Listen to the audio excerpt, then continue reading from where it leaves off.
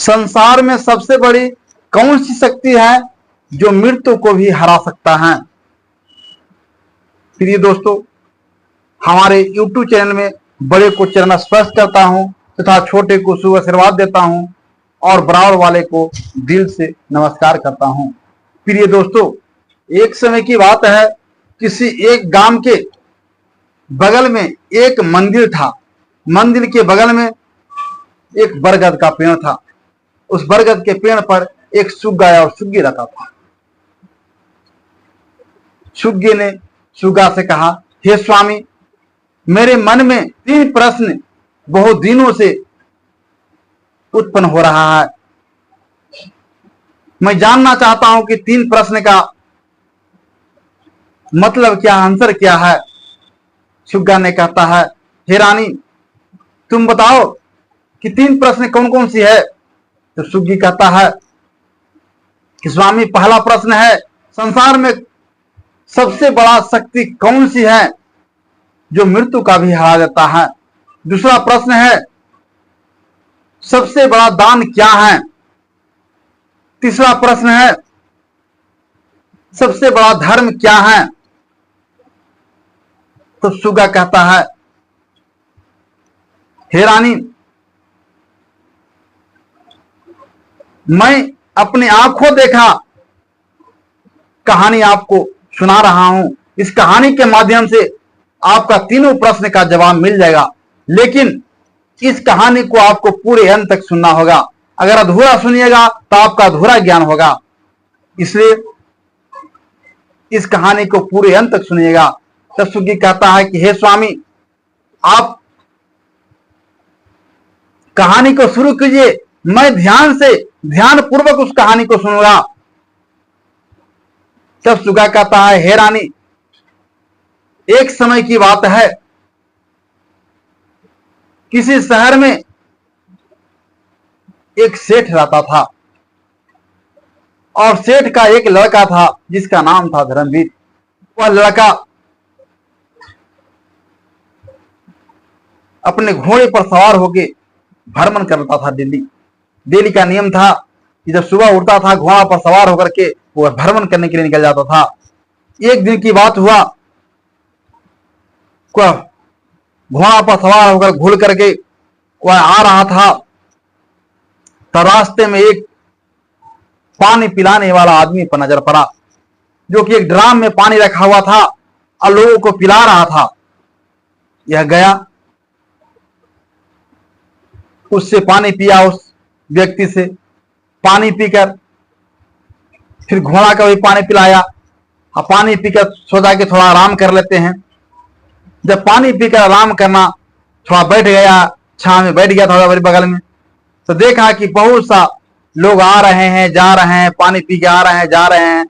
और पानी पी के जो जाते हैं, जो कहते हैं, बेचारा इस आदमी का भला करे, सभी दिन सुखी पूर्वक रहे, सब दुआ दे रहा था। कितना अच्छा बेचारा है जो लोगों को पानी पिला रहा है, इसको पूरे परिवार खुशहाल रहे।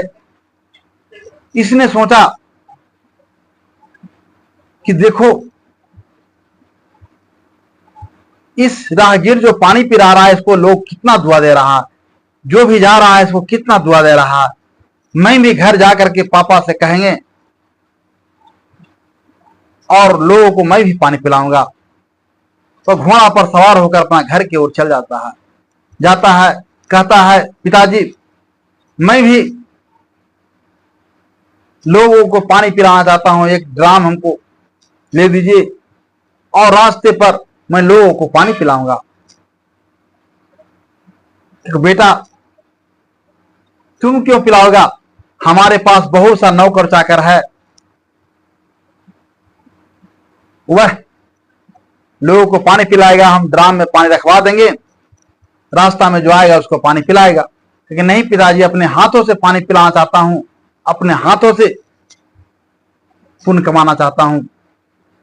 लेकिन ठीक है बेटा, ऐसा बात है तो ले जाओ पैसे और जो चीज किनना है जो किनो, और जाके जो पानी बांटना है जहां बांटो। वहां से ड्राम ले लेता है। ड्राम लेने के बाद वो चल जाता है, ऐसा जगह रास्ता पर जाता है जहां से 5 किलोमीटर दूरी इधर कन्हू गांव गिरान नहीं नजर आता है, जहां पर जाकर वो ड्राम पानी भर करके और बैठ जाता है, और राहगीर जो भी आता है उसको पानी पिलाना शुरू करता है।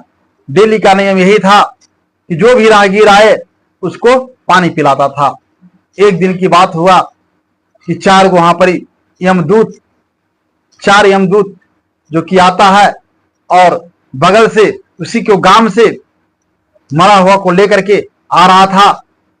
और जब वहां पर आता है तो अपना भेष बदल लेता है, आदमी के रूप में हो जाता है। वह यमदूत रूप में आदमी के रूप में होने के बाद, मनुष्य के रूप में होने के बाद उस धर्मवीर के पास जाता है और पानी कहता है, मुझे पानी पिलाओ। धर्मवीर गुण देता है और उसके साथ गुण के साथ उसको पानी पिलाता है।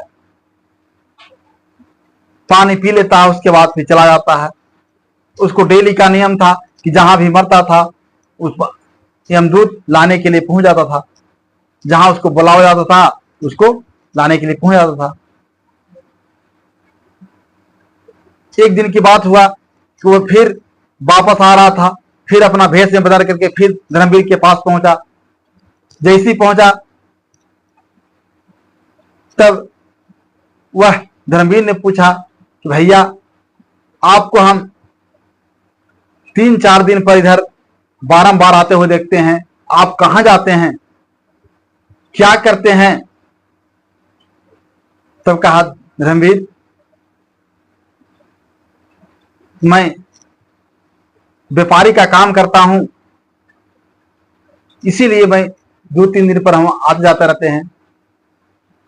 वह लड़का धर्मवीर ने विश्वास कर लिया। विश्वास करने के बाद फिर वहां से यमदूत चला जाता है। यमदूत जब चला जाता है फिर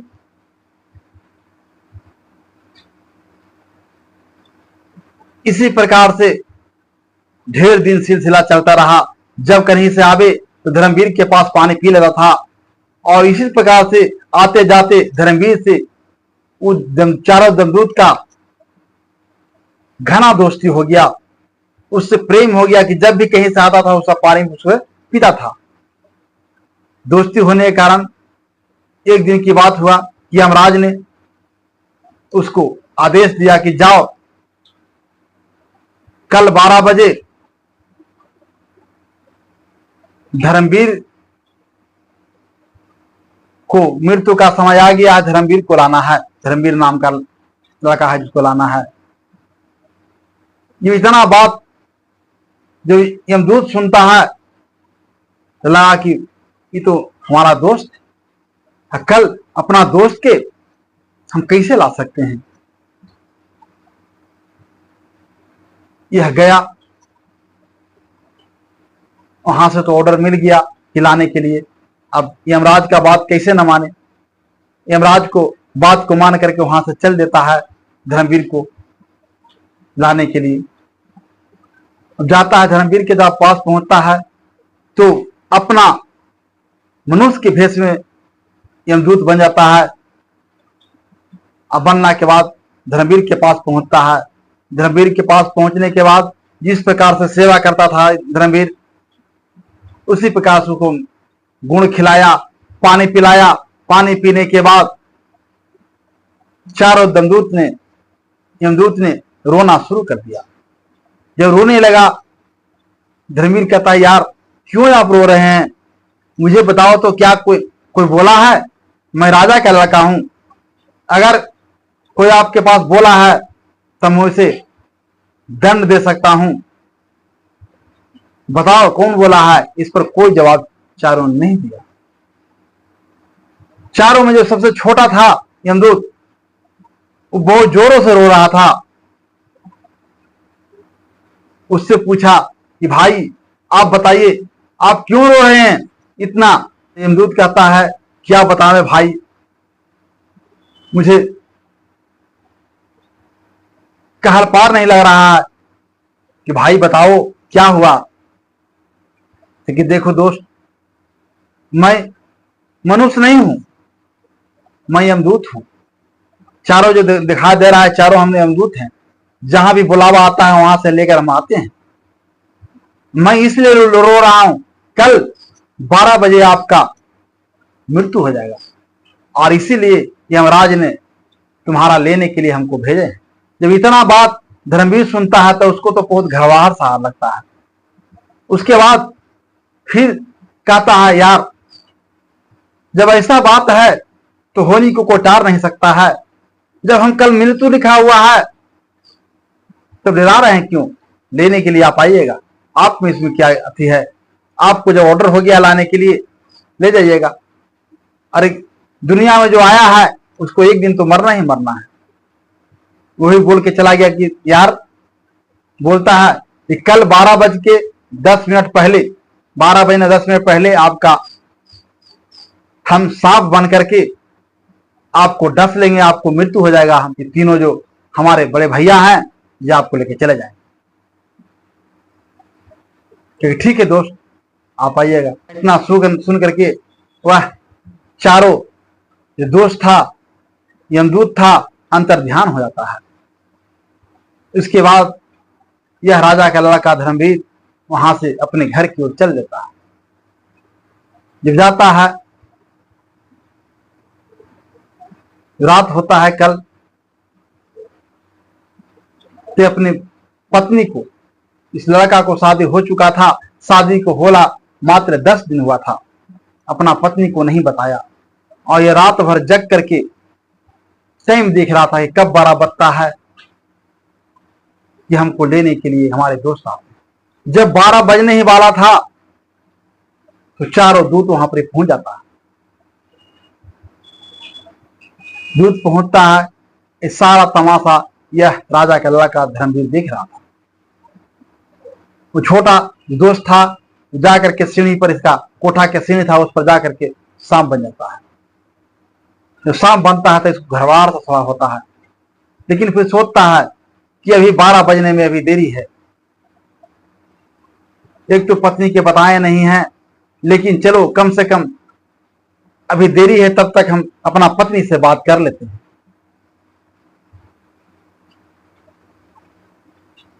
आइए, जब बात कर रहा था, इतने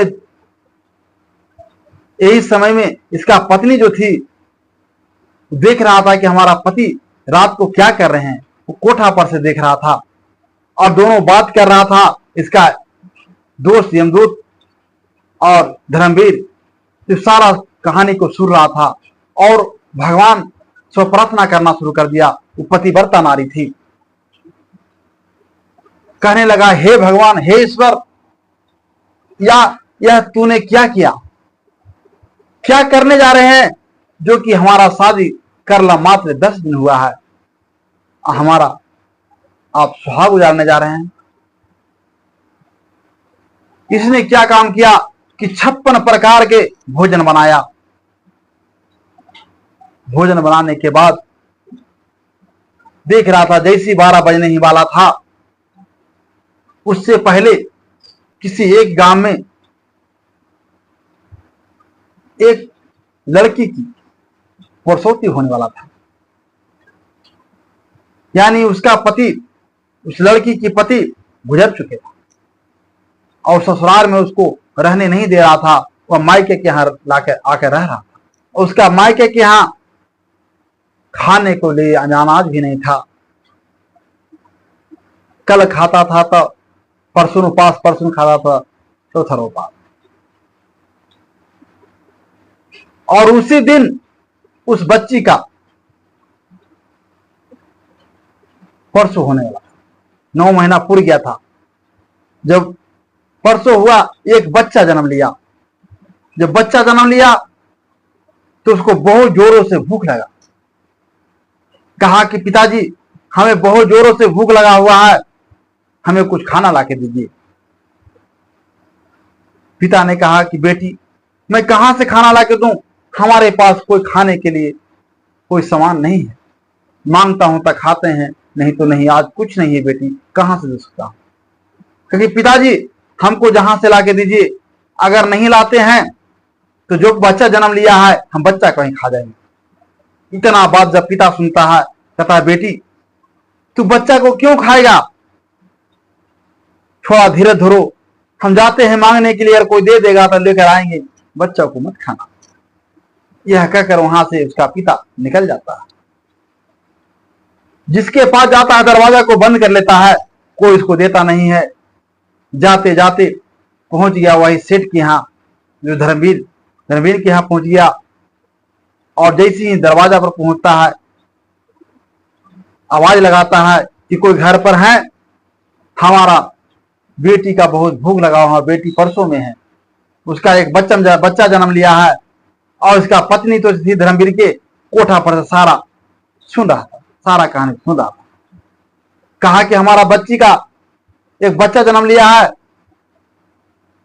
भूख से तड़प रहा है, कह रहा है कि हमें खाना चाहिए, अगर उसको खाना नहीं मिलेगा तो अपना बेटा कहीं खा जाएगा, इसलिए कुछ कोई भोजन है तो भोजन दे दीजिए। इतना बात उसका पत्नी सुनती है, धर्म पत्नी पतिव्रता नारी थी, तो सुनती है, सोचता है कि ऐसू हमारा पति का 12 बजे मृत्यु हो जाएगा। जब पति का मृत्यु हो जाएगा तो पति के साथ सती होना जरूरी है, क्योंकि पहले का नियम था कि जब पति को मृत्यु हो जाता था तब पति के साथ पत्नी भी सती हो जाती थी। सोचा कि हम रह के क्या करेंगे, ये भोजन 56 प्रकार को बनाए हैं, इस भोजन को हम क्या करेंगे, चलो हम इस बूढ़े आदमी को हम भोजन को देते। वो भोजन को लाकर 56 प्रकार के उसको दे दिया। देने के बाद वह आदमी, लड़की का पिता था, वो भोजन लेके चला गया घर पर। और जैसे वहां जाता है, अपना बेटी को कहता है बेटी भोजन आ गया, भोजन खा लीजिए। जब भोजन खाता है, पूरा आत्मा से भोजन को खाया, संतुष्ट हो गया कि आज तक ऐसा भोजन हमको नहीं मिला है।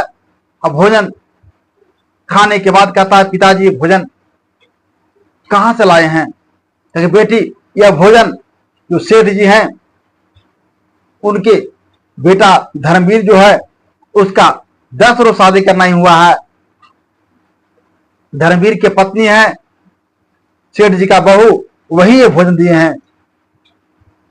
लड़की कहती है कि हे ईश्वर, हे भगवान, जो भोजन दिया है,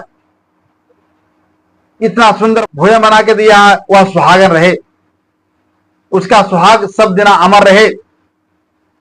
कितना वचन उसको मुंह से निकलता है, कहने का मतलब उसका पति जीवित रहे। लड़की बोलती है कि उसका सुहाग सही सलामत रहे। जब इतना बात इसको मुंह से निकलती है तो उधर इंद्र भगवान का सिंहासन हिलना शुरू हो जाता है। इंद्र भगवान सोचते हैं कि अरे अब यह किसी को आफत पड़ गया है पृथ्वी लोक में, मेरा सिंहासन हिलने का मतलब क्या है। वह नारद मुनि से कहते हैं कि नारद जी जाइए पता लगाइए कि सिंहासन क्यों हिल रहा है, लगता है कोई हमारे प्रजा पर कोई आफत आ गया है। नारद मुनि पता लगाते हैं तो कहते हैं कि महाराज, एक गरीब की लड़की जो है उसका आज परसों हुआ है, उसका पति 3 साल पहले ही मर चुका है, उसको ससुराल में नहीं रखा था, मायके के यहाँ रह रहा था, मायके ही खाने के लिए कुछ नहीं था, उसको परसों हुआ था और भूख से तड़प रहा था। भूख से तड़पने के बाद उसको सेठ के बहू ने उसको भोजन दिया। भोजन खाने के बाद वह अंतरात्मा से आशीर्वाद दिया, जो हमको खाना दिया है उसका सुहाग अमर रहे।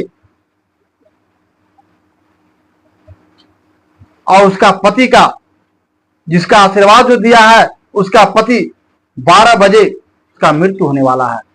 उसको यमराज ने उसको भेज दिया है लाने के लिए, 12 बजने में 10 मिनट पहले उसका मृत्यु हो जाएगा, इसीलिए सिंहासन हिल रहा है। इंद्र भगवान ने कहे ये तो बहुत गड़बड़ बात है, जो आंतरिक दिन से, जो अंतरात्मा से आशीर्वाद देता है या किसी को श्राप देता है, उसका ईश्वर ने भी नहीं टाल सकते हैं। इसलिए अब रक्षा करना है उस लड़की की बात को, लड़की के आशीर्वाद को। इंद्र भगवान ने क्या करते हैं, कि अभी 12 बजने में थोड़ा देरी था, आधा घंटा तब तक वह क्या करते हैं, एक कवच को भेज देते हैं और उसमें धर्मवीर के शरीर में कवच लगा देते हैं। जब 12 बजने ही वाला था तो धर्मवीर कहता है, यार मुझे डसो, मैं चलने के लिए तैयार हूं। कहता है, यार अभी मात्र 10 मिनट और देरी है, 10 मिनट होने दीजिए, मैं खुद आपको डसूंगा। जब समय पूर जाता है तो नाग ने उसको डस लेता है। जैसी डसता है उसके बाद देखता है कि 10 मिनट में इसको मृत्यु हो जाएगा। 10 मिनट समय से ज्यादा पार हो जाता है, उसका मृत्यु नहीं होता है। कहता है, यार कुछ आपको बुझा रहा है? तो यार हमको कुछ नहीं, हमको बुझा रहा है। फिर नाग ने दोबारा इसको डसा तो पर भी कुछ नहीं बुझाया। धर्मवीर कहता है, यार अपना पूरे ताकत लगा के मारो और हमको ले चलो। और नाग ने तीसरा बार अपना पूरा ताकत लगा के मारता है, डसता है, तो पर भी उसको बाल बाका भी नहीं बिगड़ता है। अंत में वह चारों यमदूत कहता है, अब हमें यमराज के बाद महाराज के पास चलना है। वहां से चारों चल जाता है महाराज यमराज के पास। कहता है, महाराज मैंने उसको मारने की बहुत सी कोशिश की लेकिन उसको कुछ नहीं हुआ। मैंने 3 बार उस पर वार किया लेकिन हमारा विष उसको असर नहीं किया। यमराज ने अपना आंतरिक शक्ति से देखा तो देखा कि इसको पैर में 3 जगह से खून बह रहा है लेकिन इसको कुछ नहीं हुआ। तब वह यमराज वहां से चल देता है, अब पहुंच जाता है इंद्र के पास। कहता है, महाराज मैं अपना काम को वापस देता हूं, ये हमसे अब काम नहीं हो पाएगा, आज से ही काम को हम छोड़ रहे हैं। यमराज इंद्र कहते हैं, क्या बात है? तो कि दुनिया पलट गया, क्योंकि जिसको आज मृत्यु होना था उसको मृत्यु नहीं हो पाया, इसलिए ये हम काम को छोड़ रहे हैं। तब इंद्र भगवान समझाते हैं कि देखो, जिसको आप मारने के लिए भेजे थे उसको सर्प ने डांसा जरूर है लेकिन उस पर एक लड़की का आशीर्वाद मिल चुका है कि उसका सुहाग अमर रहे। जो अंतरात्मा से आशीर्वाद देता है, अंतरात्मा से जिसको श्राप देता है, उसका ईश्वर भी नहीं टाल सकता है। तब इंद्र यमराज से कहते हैं कि हे यमराज, इसलिए अब उस धर्मवीर को उम्र को बढ़ाकर 100 वर्ष और कर दिया जाए, उसको 100 वर्ष के लिए उम्र और बढ़ा दिया जाए। तब यमराज ने धर्मवीर को 100 वर्ष की उम्र और बढ़ा देता है। फिर ये दोस्तों, सुगा कहता है, हे रानी, आपने 3 प्रश्न बताए थे। पहला प्रश्न था कि संसार में सबसे बड़ा शक्ति कौन है जो मृत्यु का भी नहीं टाल सकता है। जो पहला प्रश्न का जवाब है कि सबसे बड़ा शक्तिशाली जो है अंतरात्मा से आशीर्वाद। जो अंतरात्मा से आशीर्वाद देता है, किसी को अंतरात्मा से श्राप देता है, उसको ईश्वर भी नहीं टाल सकता है। वो है आपका आत्मा। सबसे बड़ी शक्ति है आत्मा। दूसरा है धन। अगर किसी को धन देना हो, अगर भूखे को अगर भोजन दिलाते हैं, उससे बढ़ के कोई दुनिया में धन नहीं है। जो आपको दरवाजा पर जाते हैं, भूखे आदमी को आप भोजन कराते हैं, उससे बढ़कर आप दानी कुछ नहीं है। सबसे बड़ा दानी है जो भूखे को भोजन देता है। तीसरा प्रश्न था कि सबसे बड़ा धर्म कौन है। धर्म वही है जो आवश्यकता के अनुसार दान करता हो, उससे बड़ा धर्म कोई नहीं है। जहां पर आवश्यकता है वहां पर अगर दे रहे हैं तो उससे बड़ा कोई धर्म नहीं है।